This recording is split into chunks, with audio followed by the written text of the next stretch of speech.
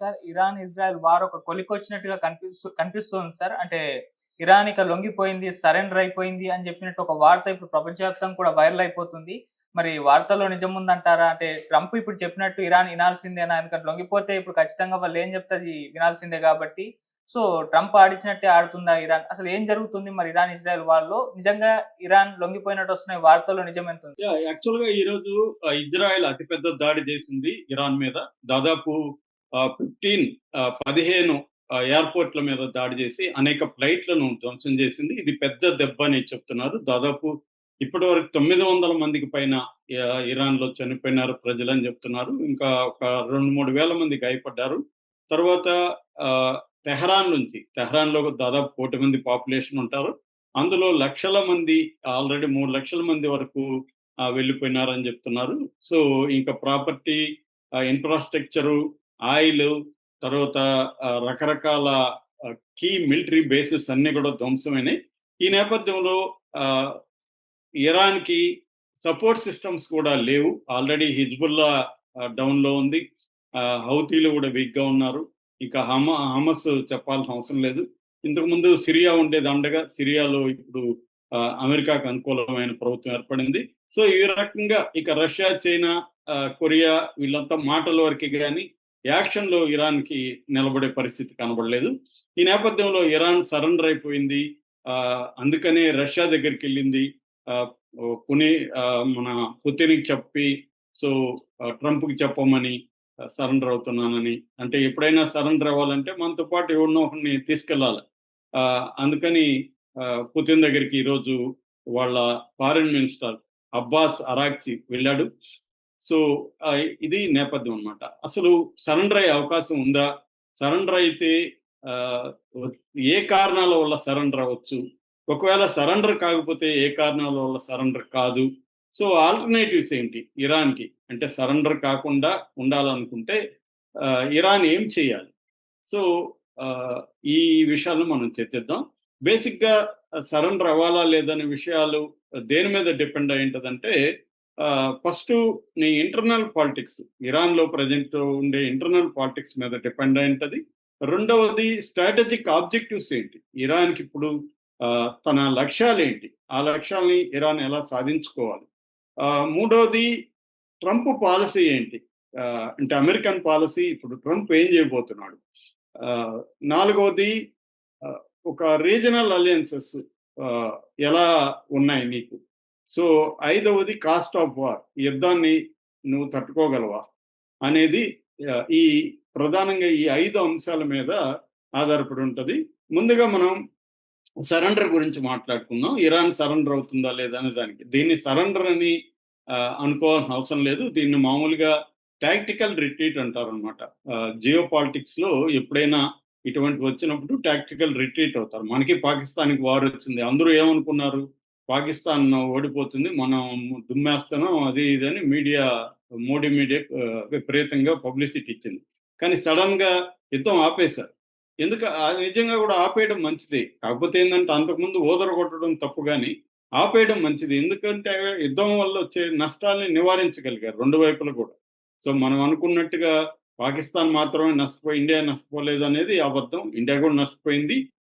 కాబట్టి యుద్ధాన్ని మోడీ ఆపడం గాని, అటు అసీం మునీర్ ఆపడం గాని దాన్ని ఏదో ఓడిపోయినట్టు ఇంకేదో చెప్పుకోవాల్సిన అవసరం లేదు. చెప్పుకున్నారు ఇరువైపులా మేము గెలిచామన్న వాళ్ళు, మేము గెలిచామన్న వీళ్ళు. అది చెప్పుకుంటారు. ఆప్టిక్స్ అంటారు వాటిని. చెప్పుకుంటారు గానీ ఆహ్, ఎవరు గెలిచింది, ఓడింది లేదిక్కడ. సో, కాబట్టి దీన్ని టాక్టికల్ రిట్రీట్ అంటారు. ఎప్పుడైనా గూడా చాలామంది చెప్పేదేందంటే యుద్ధాన్ని స్టార్ట్ చేయడం ఈజీ, ఆపడం కష్టమని. నువ్వు ఒకసారి స్టార్ట్ చేసినాక నీ కంట్రోల్‌లో ఉండదు. అది అనేక అంశాలు దాంట్లోకొచ్చేస్తాయి. ఆపడం కష్టం. అందుకని ఆపగలిగిన ఆపర్చునిటీ వచ్చినప్పుడు దాన్ని అందిపుచ్చుకోవాల్సిన అవసరం ఉంది. మోడీ గాని, అసీం మునీర్ గాని ఆ పని చేశారు. సో, ఇక్కడ కూడా ఇప్పుడు మనం సరెండర్ అయిపోయిందనో, ఇంకోటో చెప్పుకోవాల్సిన అవసరం లేదు. ఇరాన్ ఒకేళ యుద్ధం ఆపేస్తాను, చర్చలకొస్తానంటే అది ఇ ఇరాన్ తీసుకున్న మంచి నిర్ణయంగానే మనం చెప్పుకోవచ్చు తప్ప, ఇరాన్ ఏదో లొంగిపోయిందని మనం చెప్పాల్సిన అవసరం లేదు. దీన్నే టాక్టికల్ రిట్రీట్ అని అంటారన్నమాట. టాక్టిక్స్, స్ట్రాటజీ గురించి నేను చాలా సార్లు చెప్తుంటాను. స్ట్రాటజీ అంటే ఒక లాంగ్ టర్మ్ ప్లాన్ అనుకుంటే, టాక్టిక్స్ అంటే ఒక షార్ట్ టర్మ్ ప్లాన్. సో అది బేసిక్గా. సో ఎందుకు ఈ టాక్టికల్ రిట్రీట్ అవ్వచ్చు అంటే ఇరాన్ చర్చలకు వెళ్ళే అవకాశం ఉంది అనేది నెంబర్ 1 కారణం ఏంటంటే sanctions, economic collapse. Sanctions already ఎప్పటి నుంచో ఉంది. ఇరాన్లో 40% వరకు ద్రవ్యోల్బణం ఉంది. తర్వాత ఎకనామిక్ కొలాప్స్ స్టేజ్లో ఉంది. నిరుద్యోగం చాలా తీవ్రంగా 30% పైన నిరుద్యోగం ఉంది. సో ఆల్రెడీ అప్పులో ఉంది. ఈ కండిషన్లో రోజు యుద్ధం అంటే $1 బిలియన్ ఖర్చు అయిపోయే అవకాశం ఉంది యుద్ధం వల్ల. ఎందుకంటే ఆల్రెడీ నేను ఇందాక చెప్పిన నష్టాలన్నీ ఉండడం అనేది, ఈ నష్టాలను పూడ్చుకోవడానికే చాలా టైం ఇరాన్కి పడుతుంది. అట్లాగే మనుషులు కూడా చనిపోతున్నారు.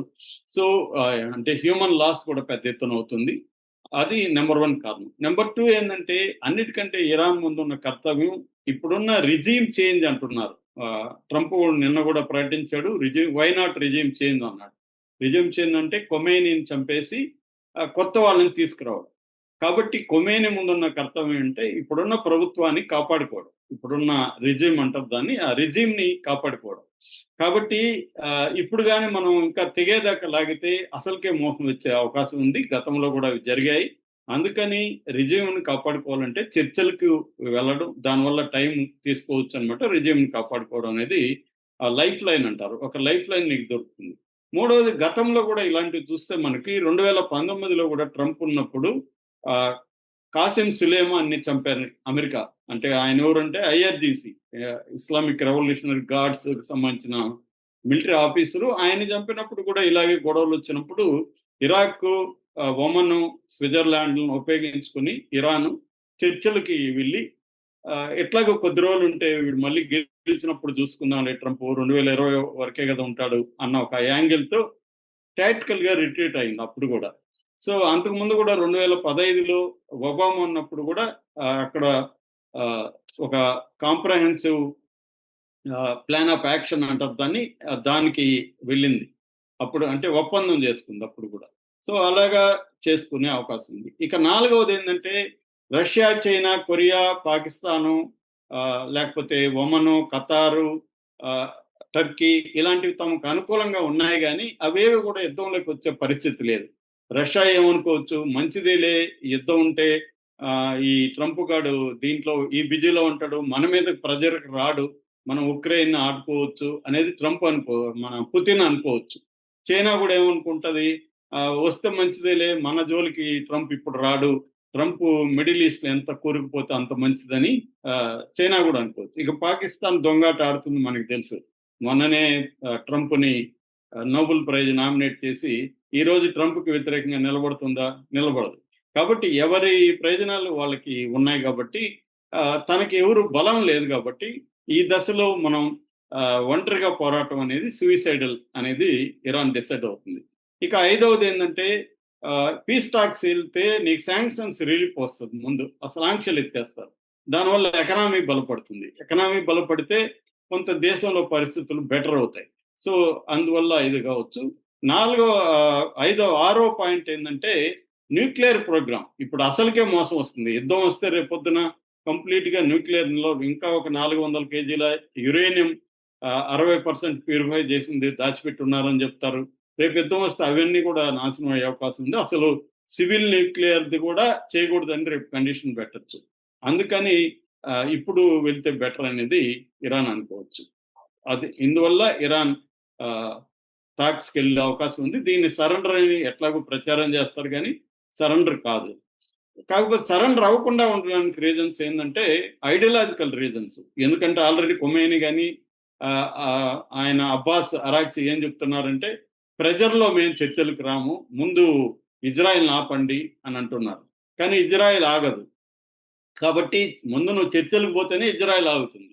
అదేదో అంటారు కదా, గుడ్డు ముందా పెట్ట ముందు అన్నట్టు, ఇజ్రాయెల్ ఆపితే మేము వస్తామంటే నువ్వు ఆపితే ఇజ్రాయెల్ని ఆపుతాం, నువ్వు వస్తే మేము ఇజ్రాయెల్ని ఆపుతామని ట్రంప్ అంటాడు. కాబట్టి సో అది వదిలేయాలి.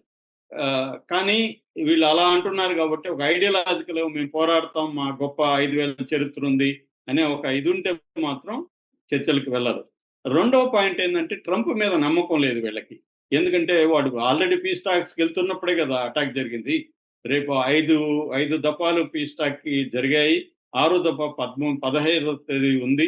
13వ తేదీ అటాక్ చేసింది. కాబట్టి పీస్ టాక్స్ అనేది ఒక ట్రాప్. మనల్ని మళ్ళీ వీళ్ళు అటాక్ చేస్తారు అనే ఒక నమ్మకం అయితే ట్రంప్ మీద ఇరాన్‌కి లేదు కాబట్టి పీస్ టాక్‌కి వెళ్ళకపోవచ్చు.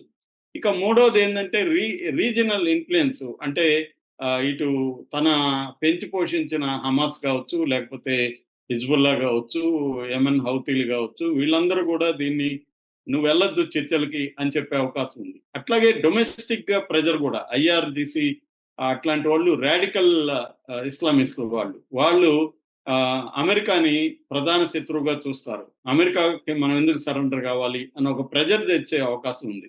ఈ కారణాల వల్ల ఒకవేళ చర్చలకు వెళ్లకుండా ఉండొచ్చు.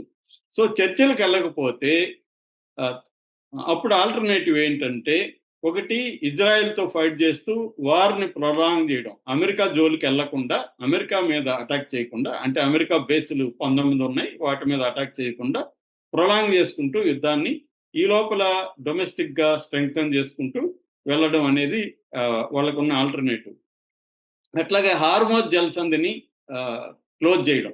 దానివల్ల ఏమవుతుందంటే 20% ఆయిల్ ఆగిపోతుంది కాబట్టి ఆ రూట్‌లో మొత్తం ప్రపంచం అంతా చైనా గానీ, యూరప్ గానీ, ఇండియా గానీ ఇవన్నీ కూడా దెబ్బతింటాయి కాబట్టి వరల్డ్ ఎకనామీ ఇబ్బంది పడుతుంది.